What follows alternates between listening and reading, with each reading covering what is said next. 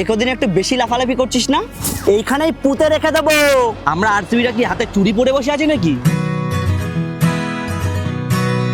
কানের গলায় দেবো কিন্তু ভাই, এক্ষুনি মাথা মাথা গরম করাস না কিন্তু। তোকে মারা লাগবে না, তুই এমনিই মরে যাবি। মার মার।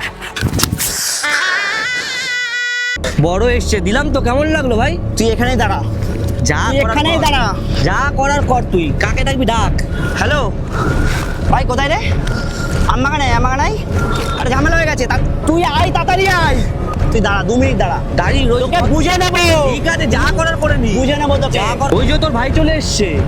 ভাই বিষয়টা বুঝে নে তো। বলছি তোর ভাই কি আরসিবির ফ্যান?